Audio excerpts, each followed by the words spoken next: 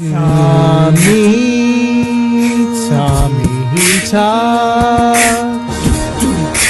Tommy, Tommy Talk. This song is fair use. Don't copyright strike me. Hello, folks. Back here again for another epic interview. And today, folks, we're conducting an interview with a myth and legend in this community. The most hardworking person in this community. She is the biggest Tommy head to boot. She bounced on a trampoline. She's put her neck on the line so much in this community, and she is my best friend / fan. And I have to say that she has done so much in my life, and she's given me so much joy. Like you wouldn't believe how much joy this woman has given me. And I don't say much about a lot of people, but she is one of the sweetest people that you'll ever meet. Ladies and gentlemen, put your hands together for the myth and legend, Deb A. Hi, Tommy. Hey, Deb. How are you doing? Thank you so much. And I'm glad you're back to the internet. I'm so sorry about your dad's loss. Thank you so much. He went out with happier than ever. There was nothing undone in his life, and he I've just been trying to cope with it, but he's in a better place now, and it's been a rough week for me. So these 2 weeks have been difficult for me, but thank you. I'm glad I met him. He showed me around Black Mountain, and I got to see the beauty and the ponds. And he also took you down to, didn't he take you down to Lower Dill? Yeah. Lower Dill is a property on my property, and it's in the lower area. Yeah. It had like a big pond and everything. And Yes. I saw the pond, and I saw the fish, and I saw the Loch Ness Monster, and Sasquatch, and he goes, Sasquatch. He would go squatching all the time. That was one of his favorite things to do. I call it. What? I call it the kill area. You could literally kill somebody down there, and they would never find your body.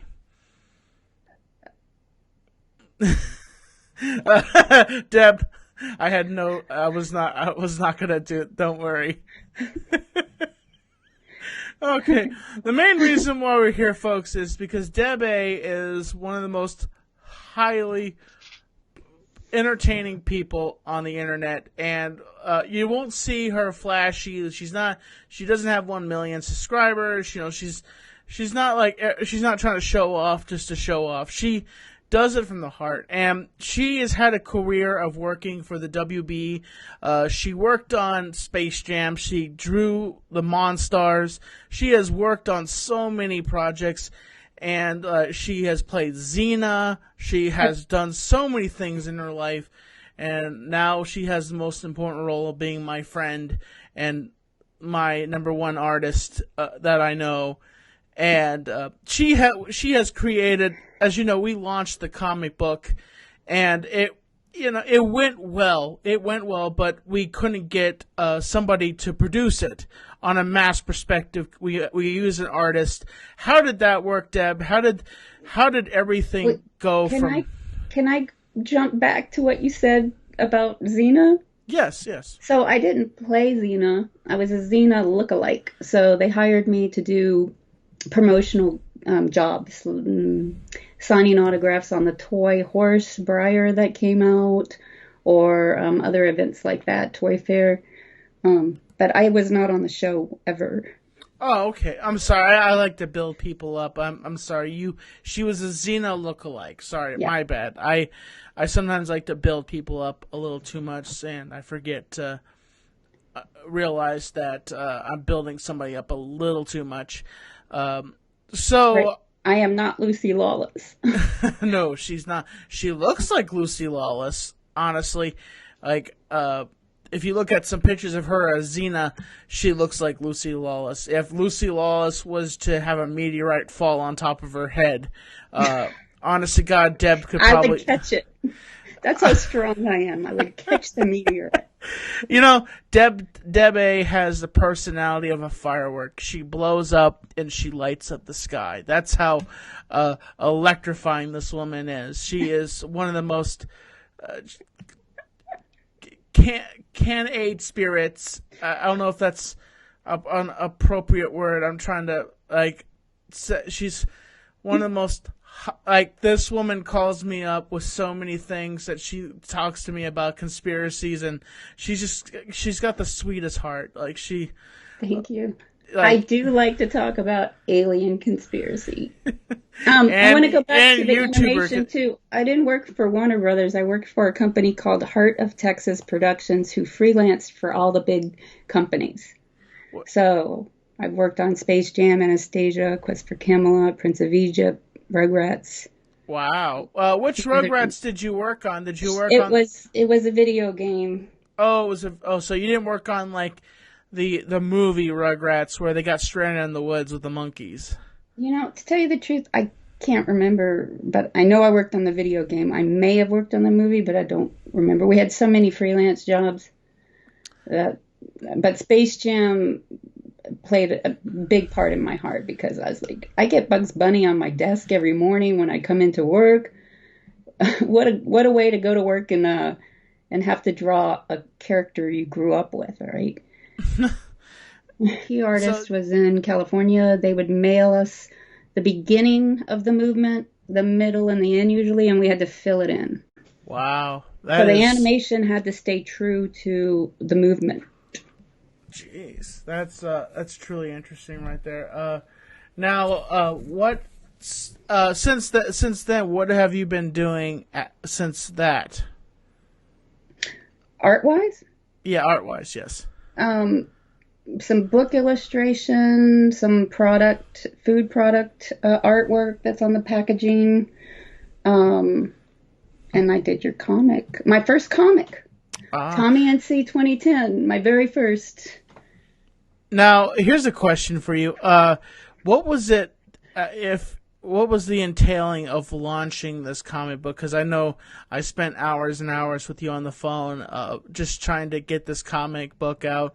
How many rejections did you get before? Tommy, I like your story of how you introduced wanting me to do this comic. Would you please tell it? Well, okay, so...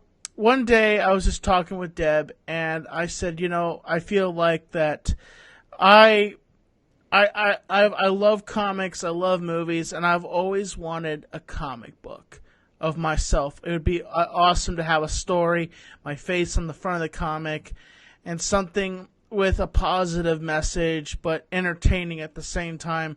And I think at that point, Deb didn't really tell me what she was doing, and then she started sending me little shots of what the comic was going to look like, and she's like, I'm making a comic for you. And I said, you're kidding me, Deb. You don't have to do that. I didn't ask you to do this. And she's like, you just said that you wanted a comic, and I just wanted to make one for you. And I'm like, aw. And when she finally produced it, and we finally... I had been on the phone with Deb for a while, and she had told me she'd gotten a few rejection letters from publishers and stuff like that. Well, she didn't even get rejection letters from them because they didn't even respond to her. Am I right, Deb? On this comic or the other comic? My comic. Your comic. We weren't finished yet. You mean when when we were done with the whole thing? I sent it to just a couple and didn't hear anything. Yeah, these people didn't even have the balls to message her back and say, we don't think this comic's exceptional. Yeah. So we finally found a printing company, and we produced the first round of comics, which some of you have the original comic. It's on Amazon. And right now, we are launching the same edition, but it's in color. Deb decided one day to start coloring it and color it in, and she launched it on Amazon. And of course, she did have some kind of stepping stones to work with this here, And We went to Kablam first and printed about 50 in black and white, and you sold them to your fans. yes. And then you inspired me to not give up, and I colored it over the winter break. And then you're like, well, aren't you going to somehow get it out there in print? And and so I did. I figured a way, and so it's on Amazon. And yeah, it's I'm very- $9 and some change right now on Amazon. So if you haven't got the comic, go get it. And I'm very proud of you, Tommy. thank you. You wrote a great deal of this. So you remember the writing process? You'd call me on the phone and you're like, I want this to happen and this to happen. And your stories would always kind of lead to a lot of fighting. To say the least, a lot of fighting. And here's the biggest question, Deb. I need to go in this direction. Here's the biggest question, Deb. Everybody keeps asking me: is there going to be a Tommy NC 2010 comic book part 2? Is there? You're very excited about doing a part 2. You're already online telling everybody who wants to be in the comic. And you're getting me excited by you being excited, so it makes me want to do part 2. And now, can I just kind of give the folks a basis of what you want Keystar in it? Well, okay. First of all, like I'm kind of on the fringe that I want Keemstar in the comic, but okay, I'm speaking to you, Keemstar. And here's the thing: if you were able, I'm saying this to Keemstar, and he hears this, and somebody sends this interview to him. There's not a lot of money in comics, but here's the thing, and it would be split. Mean he's not the gnome. He's Keemstar. Well, he would not. If he doesn't say we can use his image, we're just going to go with the gnome. We're going to call the guy the gnome, and the whole storyline is that I'm going to give you a rough draft of what this comic book is going to be about. It's about, basically, I bought me a studio, and it's a wrestling company. And what happens is I've been running into issues, and I have been auditioning wrestlers to come work for the company. And so the whole idea, the whole protagonist of this whole story is that the gnome, maybe Keemstar, comes in and wants to buy my wrestling company, and immediately comes into my office and says, Tommy, you're irrelevant. I'm like, I don't care about relevancy. What is it, Keemstar? What do you want? He's like, well, I see your wrestling company here. I'm like, well, you're a highly paid reporter. Like, what do you want with the wrestling company? He's like, I've dominated the reporting circuit. I've dominated the, selling, crappy merchandise and stuff like that. And not saying you are, Keemstar, you have crappy merchandise. I'm just saying that your character would say that I've dominated that. Now I want to dominate the wrestling circuit. And I have a few wrestlers, a few YouTubers that want to be wrestlers, and I want to take I've seen your production, I've seen what you do, but I've also looked into your bill situation, and I see that you're going into debt. And but the whole idea is me, challenging the gnome or Keemstar to a wrestling tournament, and me hiring a bunch of new wrestlers to win this tournament. And in between it, my character has like a background of a clown that rides a lawnmower wherever he goes, and whenever I show up somewhere, I will be myself, and it's kind of like this epic. And it runs on natural gas. It runs on natural gas. If you know Tommy, you know what I mean. It'd be the number 2 lawnmower. What's your fascination with Keemstar? Why do you want him in this book so bad? What is it about Keemstar? Because he has a very very electrifying personality, and he has a personality that could be Keemstar could be a villain. Literally, the man could be a villain. He kind of has a laugh like a villain. He has the meanest laugh I've ever heard on somebody. Like, Keemstar's laugh is like punching somebody in the gut. How does it sound? Can you imitate it?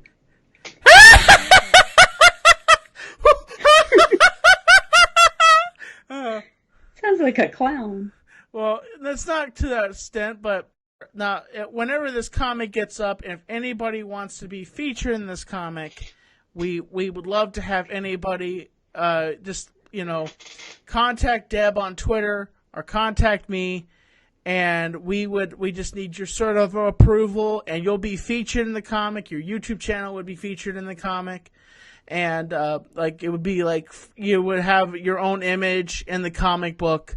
So, like, in the future... Well, even if it's just a crowd shot. Even if it's a crowd shot, and, we may have certain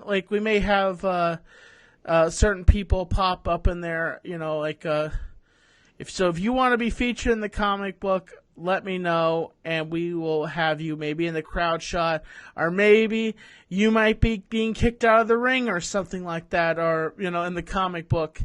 And we are going to try to develop the storyline, and, Deb, I remember, I'll tell you a story about Deb here.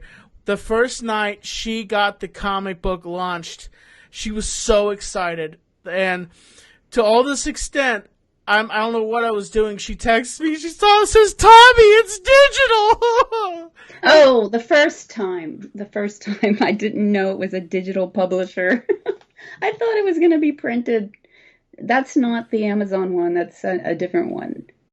And, then when she finally got the physical copy launched, she was so excited. But if you guys want to, get yourself a copy of the Tommy NC 2010 comic book on Amazon, and all you have to do is click book on Amazon and then type in Tommy NC 2010, and it will pop up. It's not going anywhere, or I don't know how many copies that Amazon will produce as long as it's on there.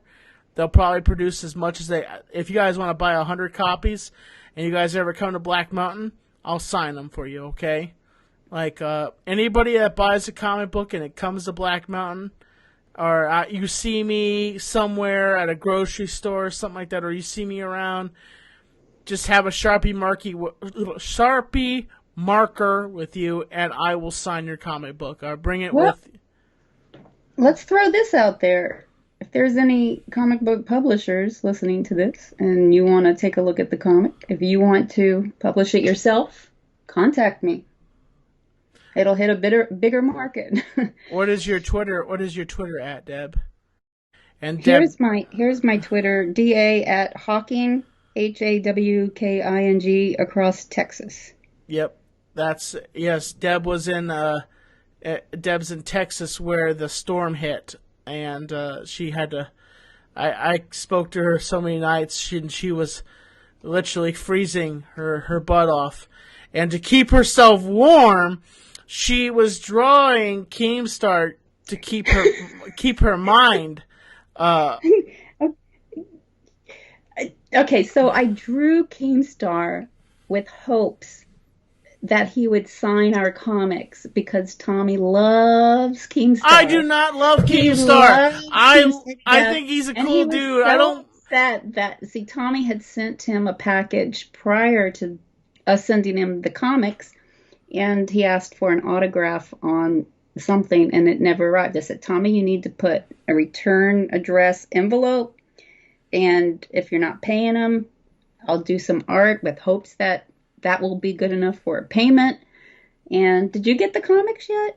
I haven't checked recently. So hopefully Keemstar will sign them with being satisfied with my original art, and you will get the comics back with a signature, hopefully. I spoke to him. I spoke to him recently.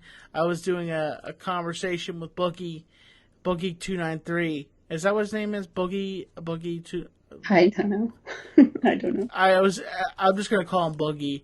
I was having a conversation with Boogie, and Keemstar's like, Tommy? And I'm like, yes. You sent me 2 packages. Like, stop sending stuff to me. And I'm like, okay, sorry. He's like, why did you send that to me? And I'm like, because I want you to sign those comic books and the artist that made them for you. And he's like, oh yeah, I threw those in the trash. And I'm like, what? He was joking. He told me he was joking, and he said he was joking about that part. and he said he signed the comic books. He said he loved the artwork, and I said, well, you better like the artwork because the artist that made it almost froze to death in Texas. I did. I was drawing Keemstar to get my mind off of being cold with no electricity and no water for 3 days. And she had to, just so she could use the bathroom, she would have to take snow, and she would have to put it in her tub. I collected snow from the yard, filled the tub, let it melt to make the toilet flush. So she could poop. Sorry. Yes, she could use the bathroom. There's a book called We All Poop. Yeah. I don't know. I don't own the book. How about this for a song, Deb? We all poop. We all poop. We poop different ways. We poop. We have diarrhea. We have big poops when we eat steak too much. We have to squeeze. We have to sweat. We all poop. We all poop. We all poop. Put your hands together and sing. We all poop. No, this is great because let's talk about page. Okay, this page is towards the end of the comic, and a female goes up to Tommy and asks for a business card, which falls on the ground, and Tommy leans over to pick it up, and what happens? A fart. Because Tommy loves farts. And it was inspiration for something that happened. So, folks, open up your comic books to what page is it, Deb? It doesn't have numbers, but tell the story of why it's in there. Okay, so here's the deal, folks. Yeah, she came to Blackbound. She got to hang out in the Tommy studio. Here's what happened. I lean over to grab something, and Deb leans over. Unfortunately, I'm facing towards my wall, and Deb is facing towards the floor. And I ended up leaning over, and I ended up accidentally farting in Deb's face, accidentally. And it was powerful. Yes, right in Deb's face. So we took that experience, and we put that in the comic book. So that little poof in the comic book with the toxic was an actual experience of Deb where she got... Yeah, but the character is not me in the book. No, it's a fan. Oh my gosh. What was that experience like? What made you get into the pool in your entire... Well, actually, I had actually planned that with with Hamza and when Juke Squad there too? Huh? Juke Squad, wasn't he there? Yeah, Juke Squad was there, but like he was hanging out with us he wasn't hanging out when I went into the pool. What? you got out of the pool? Well, the thing is, okay, this is gonna sound I shouldn't probably mention this, but what happened was I bought me a suit jacket from Walmart just for this occasion because I wasn't going to get any of my other suits wet. So I bought me a suit from Walmart and, just for this occasion, and I bought me a tie, which I kept the tie, and we set it up for the big party, the big pool party. We walked in, and they shot that whole entire music video, which that music video is on my YouTube channel. I think it's Playlist Live Pool Party Tommy NC 2010. 100? Yeah, Vlog 100, but, there's this thing, like, Hamza produced it. Hamza shot he edited the whole entire music video. And, that was a once in a lifetime experience because I went back to Playlist Live and I couldn't get that kind of hype again like that. That's what got me into watching you is you and Hamza doing vlogs together and Mailbox Monday. But you don't do vlogs with Hamza anymore. I mean, I try to. Hamza is busy and he's a father. He takes care of a baby now, and so like the times I do get with him, I do put him in the vlogs. And I'll say this again, if anybody wants to send stuff for Mailbox Monday, P.O. Box 1163. You can send that there, and me and Hamza will do a Mailbox Monday for you. We'll give you a shout out.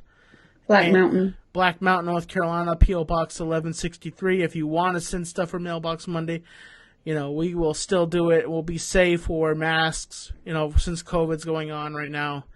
And we just haven't gotten anything recently, which I gotten some grievance cards from people for my father. I do appreciate that. And a lot of people on Twitter sending me messages also, which I do appreciate that. By the way, I started working on the painting you requested of your father as an angel. Thank you. With you holding his urn. And I will send it to your Mailbox Monday. Or your mailbox. I don't know if it'll be on Mailbox I prefer not to feature that on Mailbox Monday. I just would rather... and your $8. I'll send your $8 in there, too. Reason why Deb... she doesn't have to do this, but, I paid for postage for her shipping to Keemstar. And... So I told them I would cover the postage. So, Deb is a really wonderful person, and I don't know what I would do without her. She is such a sweet fan. She is such a good friend, and she's just one of the kindest people that I know. And I've worked with a lot of people in the past, and she is one of the sweetest. Thank you, Tommy. You're so kind to me. I try my best, Deb. I try my best to try to uplift you. And you inspire me. I don't think I would have completed this comic if you weren't calling. When are you going to get this page done, Debbie? Or what do you call me? Deb. Yeah. Deb? Or I'll call her and say, Dubba Dubba. That's what I'll say to her. And that's a joke from Hamza that his brother, he would say, Dubba Dubba. Wrestling is Dubba Dubba. He's like, no Dubba Dubba, no Dubba Dubba. And so every time I say, I call Deb, I'm like, Dubba Dubba. And she's like, yes. But, yes. What is the hardest thing okay, here's a question for you. What was the hardest thing that you had to do developing this comic? What was the hardest page? The hardest thing was formatting it on Amazon. It took me a few years to figure that out. So you didn't have any issues like with the crowd scenes. There's so many scenes in this comic book of just I think just trying to get a likeness or trying to research these people you were telling me to put in there, like Grimm. I don't know anything about him, or the Mask of a Wrestler, or some of the other YouTubers. I had to research their looks. You definitely got Omar Gosh's, and you did look. I don't have my colored copy right now, but I'm looking at the black and white copy, and you did such an amazing job on here. Thank you. What's your favorite part of it? My favorite part is the speech. That's one of my favorite scenes right there. Is the speech that and you say, why is that your favorite scene? Because it's something that I've always wanted to do. It's been my dream to be on a stage, and everybody is excited to see me, and that's just a dream of mine. I mean, I got to live that dream because they invited me on the stage at Playlist Live, and I got to be a part of a panel, like a short panel. It wasn't that long of a panel, and I wasn't a featured guest. I was just a regular YouTuber at Playlist Live, and the speech scene where I'm preaching to everybody and talking on the stage was my all-time favorite scene in the comic book, because I've always wanted for this to happen and in that magnitude, My favorite part to work on, I honestly have to say, is... What do you think it is? Can you guess? Your favorite part was the fart scene. No. Moby Lee Batman. Oh, yes, Moby Lee. Because I love Batman. I love him. What's your favorite drawing in here? I mean, all of it. All of this is my favorite. If you could pick one drawing to keep, which one would it be? One drawing to keep, just to have as its own drawing. Mm-hmm. it would be me.